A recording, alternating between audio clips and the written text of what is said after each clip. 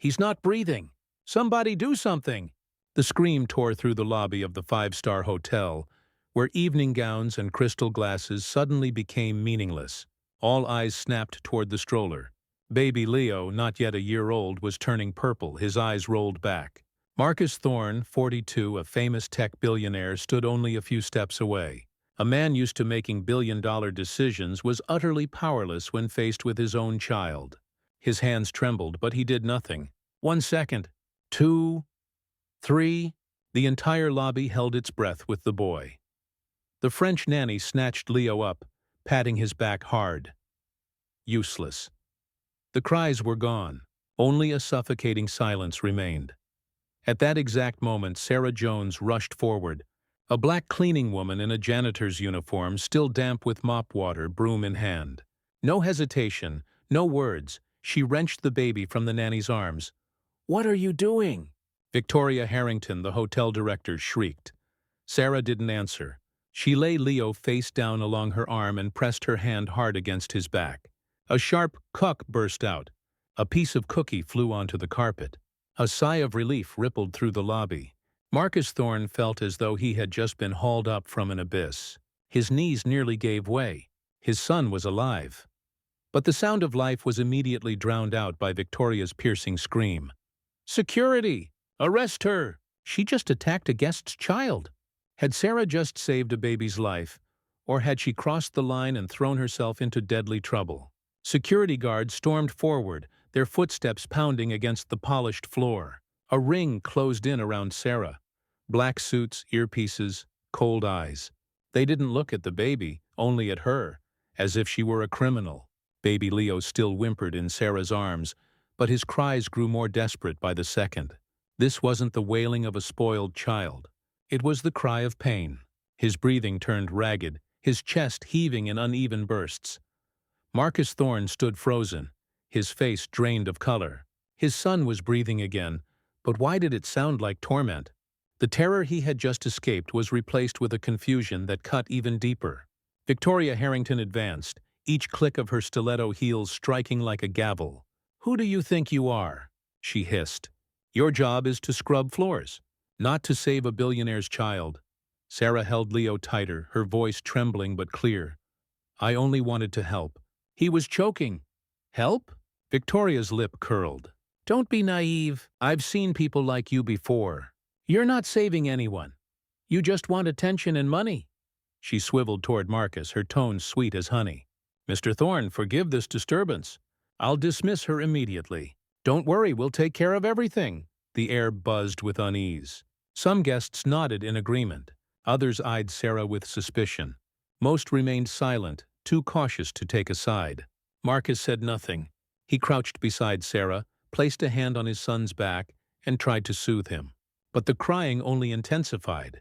Leo arched his body, fists clenched, breath rattling. Sarah studied him closely, whispering almost to herself, "This isn't just choking." Marcus lifted his head. "What did you say?" She drew a deep breath. "Sir, it's not the cookie. Look at your son." His back arched, his hands rigid. "It's exactly what my younger brother went through. He had a severe reflux condition. He couldn't digest milk." The French nanny paled, rushing to protest. "Impossible. I followed the Parisian doctor's menu precisely." Victoria seized on it instantly. "Hear that? An internationally trained nanny confirms it. And you, a janitor, dares to lecture us?" A few guests chuckled under their breath. The rest fell silent, the air heavy as if one wrong breath would shatter the glass walls. Sarah bit her lip. Memories flooded back. Her little brother years ago curled up, gasping, crying until his face turned blue. The public hospital dismissed it.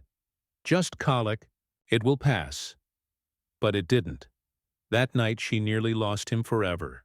The pain had carved itself into her soul. She looked Marcus dead in the eye, her voice steely. "I've seen this. If you don't act, it's dangerous." "Very dangerous." The crowd stilled, all eyes fixed on Marcus. The man who had once made billion-dollar decisions in seconds, now paralyzed beside his son's twisting body in the arms of a cleaning woman. Victoria pounced again. "Don't be deceived, Mr. Thorne. This is a janitor spinning lies to keep her job." Sarah pressed Leo closer, her words slow and hammer-like. "I am not lying. I've lived this. I know exactly what it feels like," Marcus faltered. For the first time he locked eyes with Sarah. In them he saw no pretense, no greed, only pain and an unyielding conviction that chilled him to the bone. From a quiet corner came the faint clink of porcelain. Dr. Evelyn Reed, the legendary pediatrician, now retired at 70, set down her teacup. She didn't intervene, only watched with calm eyes, her composure the opposite of the chaos around her. The way Sarah held the child, the precision of her movements, too accurate to be a coincidence. But in the center of the lobby, Victoria's shrill voice cut through. "Enough! Security! Get her out!" Two guards stepped forward, shoes thudding. One step, two, three. The silence was suffocating. Sarah didn't retreat. She held Leo close to her chest, her voice hoarse but steady. "If I'm wrong, let them take me away. But if I'm right—" She paused, her eyes locked on Marcus. "Who will take responsibility when your son stops breathing again?" The question dropped like a hammer. One sentence, enough. Guests flinched. Some exchanged uneasy glances. Others gripped their glasses tighter, as if the crystal could steady their nerves. Marcus looked at his son. Labored breaths, veins bulge at his temple. The question echoed, drilling into his heart. Who would take responsibility? Victoria ground her teeth. "Don't listen to her. You're being manipulated." Sarah shook her head. "I'm not deceiving anyone. I've been there. I've held my brother while he cried like this, and I nearly lost him." A ripple of murmurs spread. "She's lived it? Could it be true?" Sarah bowed her head to Leo, then lifted her voice, firm, each word sharp. "I don't need everyone to believe me, but please look at the child. He's not okay. He needs help now." Marcus froze. In business, he had made split-second choices worth billions. But here, before his son's agonized cries, his hands felt useless. A billionaire who could buy corporations stood powerless, forced to decide whom to trust. Victoria sliced in, voice hard, nearly shouting, "Mr. Thorne, don't listen. The boy's just uncomfortable. He choked, that's all. Children overreact. She's making a tragedy out of nothing. Obviously she's playing a game to squeeze money from you." A few guests nodded, others whispered. The certainty in Victoria's voice tilted the room in her favor. Sarah's face was pale, her arms tight around Leo. Marcus stood caught between two voices, one cold and commanding, the other desperate and raw. What would he do? Place his faith in Victoria's polished authority, or dare to trust a janitor everyone else dismissed? The lobby held its breath, but where did the truth lie? Could a black cleaning woman overturn the weight of wealth and prejudice? Or would power and bias crush her once more? Marcus lifted his head, eyes bloodshot, his voice hoarse as though wrung dry by fear. "Whatever it takes." The entire lobby shook. The background music halted, and a few glasses clinked as if about to fall. He forced out each word, heavy with desperation. "Whoever can make my son stop crying within the next 10 minutes, I'll pay $100,000. A roar of whispers exploded. Some guests gasped in disbelief. $100,000 just to soothe the baby? No. To Marcus, it wasn't money. It was his son. It was Leo's life. 100,000 meant nothing, barely a blink. But losing his child would strip the world of all meaning. The crowd murmured. A diamond-draped woman whispered to her friend, "I once spent months deciding whether to buy an $80,000 ring. He just tossed 100,000 like a napkin." A man in a tuxedo sneered, "Money is paper to people like him." Strange, though, how a tech titan is helpless before a child. Victoria heard it all, her lips curling into a venomous smile. She stepped closer, her voice high and sharp enough for the whole lobby to hear. "Did you hear that, everyone? $100,000 to calm the boy. And you—" Her eyes sliced toward Sarah. "Our so-called savior could never even dream of such money." She tilted her chin, voice dripping with contempt. "But don't delude yourself. That reward is for people of value, not for some janitor playing hero. This is a 5-star hotel, not a stage for your little act. Sarah clutched Leo tighter, rasping out, "Look at him! A baby! Do you think he can fake this?" Leo's cries still split through the gilded air, drowning the chatter. A question pulsed silently across the marble halls. Was the 100,000 a lifeline for a fragile soul, or a snare of humiliation for a poor woman? "Wait!"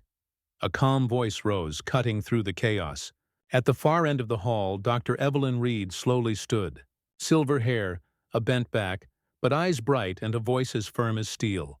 "I am Evelyn Reed," she declared, head high. "Pediatrician, 40 years in practice. And I assure you, this young woman is absolutely correct." The air tightened instantly.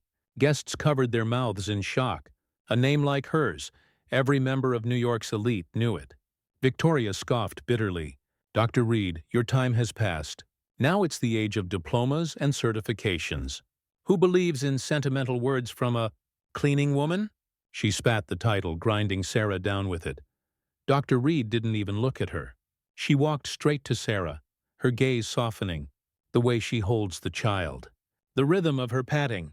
Most of all, the attention she gives to every small sign. That isn't luck. That's experience.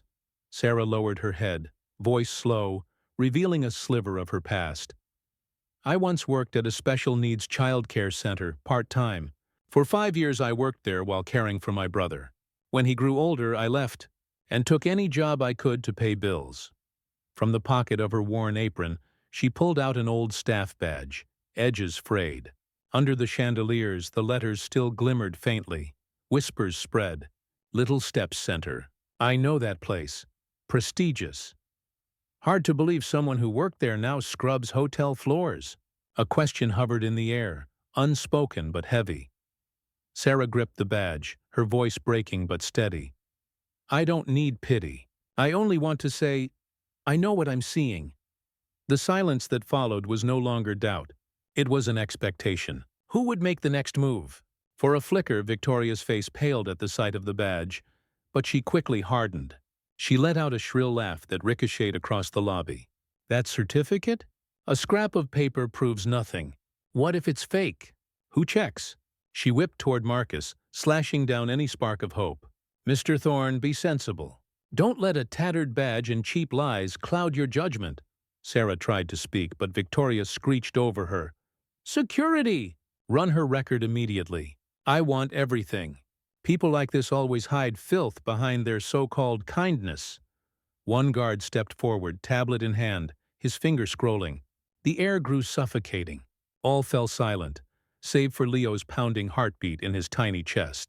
1 second, 2, 3. Silence dangled like a noose above Sarah. Then the guard looked up, voice trembling. "There's a file. Sarah Jones was once arrested. On charges of endangering a child." The hall erupted. Murmurs crackled like wildfire. "Endangering a child? My God, she's holding the billionaire's baby." Victoria smirked, folding her arms, victorious as though the game had ended.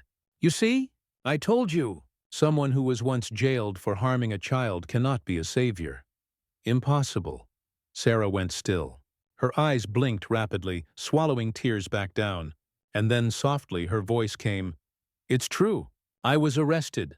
The crowd froze. The admission struck like a blade through the air. No denial, no escape. She owned it. But behind that admission, what remained untold? Was Sarah truly guilty of harming a child? Or was there another truth waiting, sharp and hidden beneath the surface? Whispers flared like fire doused with oil. Victoria folded her arms, her triumphant smile spreading wide. "You all heard her?" Out of her own mouth. A woman with a criminal record pretending to play savior. Absolutely laughable. Sarah closed her eyes for 1 second. When they opened again, there was no more avoidance. She stared directly at Marcus, each word slashing through doubt like a blade. "But you haven't heard the whole story." The air thickened. She swallowed hard, then spoke slowly, steadily. "I was 19. My younger brother had the very same condition. He cried until he couldn't breathe. His face turned purple, but the public hospital refused to admit him. They said it was only fussing, only colic." She clutched Leo tight, as if she were clutching the jagged shards of memory itself. But it wasn't. He stopped breathing right in my arms. I screamed, I begged. A security guard shoved me back. I pushed past him, only to reach the ER. And for that, I was arrested. Her head lifted, eyes rimmed red yet blazing. They wrote in the record, disturbance, child endangerment. Yes, I was arrested, but not for harming a child. I fought to save my brother. A ripple of murmurs surged. Someone whispered, "That doesn't sound like a criminal." "It sounds like a sister." Sarah drew a trembling breath, her voice cracking yet resolute. My brother lived. Every charge was dropped. But the stain stayed. "I've carried it ever since." Then came an aged voice, clear and resonant like a tolling bell. I remember that night. All heads turned. Dr. Evelyn Reed stood unshaken, her gaze sharp as steel. She stepped forward. I was the chief physician on duty that night. I saw a young black girl roar like a lioness, clawing for every second to save her brother. I never forgot. Victoria's face drained. You're inventing this to protect her." Dr. Reed cut her off with precision. "No. That girl made me start a fund for families whose children were misdiagnosed.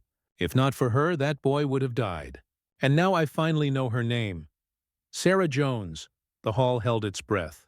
Eyes swung toward Sarah, not with suspicion but with awe. She bowed her head, whispering, "I never wanted anyone to know. I only did what a sister must do." A middle-aged gentleman nodded softly. "Not a criminal. A hero." Victoria staggered but shrieked anyway, her voice shrill. "Don't be fooled. It's all just a ploy for sympathy. Mr. Thorne, your child doesn't need a janitor clinging to him. He needs professionals." But before her words could settle, a young man raised his phone high. The screen glowed. "I've been live streaming since the start. Nearly 200,000 are watching. The hashtag Justice for Sarah is trending everywhere." Chaos erupted. Guests yanked out their phones, scrolling furiously. Messages, alerts, and videos swarmed.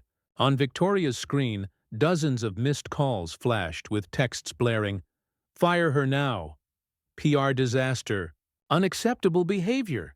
Victoria trembled, fingers clawing the table edge. But every eye had already turned against her. Marcus inhaled deeply. He faced her, voice icy as a hammer strike. "You weren't just wrong. You were cruel. You took someone's pain and twisted it into humiliation, because you couldn't bear that a janitor was smarter and braver than you." Then he turned to Sarah. His gaze lowered, and for the first time in years, regret seeped into his voice. "And me as well. I doubted you. I stood still while they condemned you, instead of siding with the truth. I'm sorry, Sarah. I should have seen what you saw from the beginning." He clenched his fist, then continued, "Sarah Jones, the 100,000 is yours. But perhaps you and my son deserve far more than that." Just as those words rang out, Leo whimpered. A wet, ragged rattle tore through his breath again. The hall froze, terror surging back, as if everything before had only been a prelude. One question hung heavy in the air. Would all the apologies, all the truths laid bare, mean anything if the child wasn't saved in time? "Leo!" Marcus cried, his voice breaking. He lurched forward, leaning close to his son in Sarah's arms, his trembling hands stroking the child's back. He looked up at Sarah, panic flashing in his eyes. "Sarah, what do we do? Tell me what to do." The wheezing grew heavier, the tiny chest rising and falling in frantic bursts, the flushed face paling rapidly. Sarah tightened her hold on Leo, her voice low but firm. "He needs the ER now. The allergy has erupted. There's no more time." Marcus spun around, shouting, "Car! Call an ambulance now, hurry!" A guard snapped to action, radio in hand, his orders echoing down the corridor. Dr. Reed pushed through, her glasses slipping down her nose, her voice steady yet urgent. "Lay him on his side. Keep the airway clear. Marcus, don't just sit there. Hold his head stable." Marcus obeyed, his hands slick with sweat, his body shaking as he bent close to whisper, "Daddy's here, Leo. Hold on. Please don't leave me." Sarah rifled through Dr. Reed's medical kit, pulling out a small vial, emergency anti-allergy medication. Dr. Reed nodded sharply. "Inject now. If we wait, he'll suffocate." Without hesitation, Sarah anchored Leo with one arm and pressed the needle into his thigh. Marcus watched, his chest crushed with helplessness. He had never seen life so fragile. Within seconds, Leo's breathing eased, though still rapid. Sarah glanced at her watch, her tone resolute. "We have 5 minutes to reach the hospital. This is only a stopgap." The rising wail of sirens pierced the night. The grand doors flew open as medics rushed in with a gurney. Marcus stooped to lift his son, but his hands shook uncontrollably. Sarah pressed her hand over his arm, light yet steady. "Let me come. I know what he needs now." Marcus nodded, his eyes red. "Come with us, I can't do this alone." Inside the ambulance, sirens slashed the darkness. Marcus sat pressed against his son, one hand gripping the tiny fingers, the other clenched white against the gurney. He turned to Sarah, his voice hoarse. "How are you still calm? I feel like I'm losing my mind." Sarah inhaled, answering softly. "Because I've lived it before. I know how this fear swallows you whole. But if I panic, the baby won't make it." Marcus studied her, and for the first time that night, gratitude shone raw in his eyes. "Thank you, Sarah. Without you—" His voice choked off. At the hospital, doctors swept Leo into emergency care, securing his airway and administering medication. Marcus paced outside, his hands knotted, his shoes tapping furiously. He no longer resembled a composed billionaire, only a father unraveling at the seams. Sarah stood watch beside him, her gaze locked on the door. Dr. Reed laid a gentle hand on Marcus's shoulder.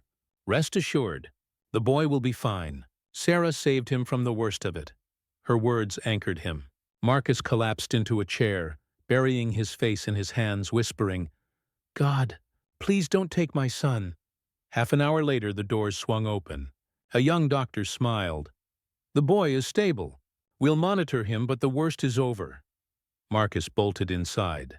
He hovered over his son, breathing evenly now, tiny hands twitching softly. Tears streamed as he clasped the boy's fingers, murmuring, "Leo, my son?" Sarah quietly stepped back, granting them their moment. But Marcus turned, beckoning her closer. "Sarah, you must stay. My son lives because of you." By morning, the media stormed with headlines. The CEO of the hotel chain rushed into the hospital, sweat beading his brow, voice quivering. "Mr. Thorne, forgive us. Please believe, we'll fix this immediately. Harrington has been terminated. Just give us a chance to recover." Marcus barely looked at him, his tone glacial. "Your reputation means nothing to me. My son is all that matters." The man bowed low, then signaled the guards. They dragged Victoria away as she thrashed, shrieking, "You'll pay for this. And you, Sarah Jones, you think you've won? You'll never belong in this world." The doors slammed, her cries fading into nothing. Inside the hospital room, Leo slept peacefully. Marcus turned to Sarah, handing her a business card. "Sarah, the promised reward is yours. But I believe we can do more. I want to start a foundation in my son's name. The Leo Foundation. It will help children misdiagnosed, like my son, like your brother. And I want you to lead it." Sarah froze. I'm just a janitor." Marcus shook his head, cutting her off. "No, you're the only one who saw what no one dared to see. You have the experience, the courage, and the heart. I have the money. Together, we could save thousands." Dr. Reed smiled, her eyes blazing with pride. "This is your chance. Sarah, take it." Sarah looked at Leo, then at Marcus. She nodded softly. "I accept." Beyond the hospital walls, social media roared. Justice for Sarah climbed to the very top. People called her the real hero. But Sarah cared little for titles. She sat by Leo's bed, humming a lullaby as he slept. Her song was quiet, but overflowing with warmth. And one final question lingered in the hearts of all who followed. Sarah had saved one child. But could she save a generation from neglect and prejudice? Her journey was only beginning. Amid the glittering banquet hall, it was not money or power that saved the fragile life that night. It was the resolve, the courage, and the heart of a woman the world had once dismissed. Sarah proved this. You don't need a shining title to see the truth. You don't need wealth to protect a life. Sometimes all it takes is a heart that refuses to turn away from suffering. And one question will echo forever. How many times in our lives have we stayed silent before the truth? Out of fear, pressure, or prejudice? If you believe that even the smallest act can change an entire life, share this story so others may see it too. Don't forget to like, leave your thoughts in the comments, and subscribe to Talk Story so you won't miss the stories that touch the heart.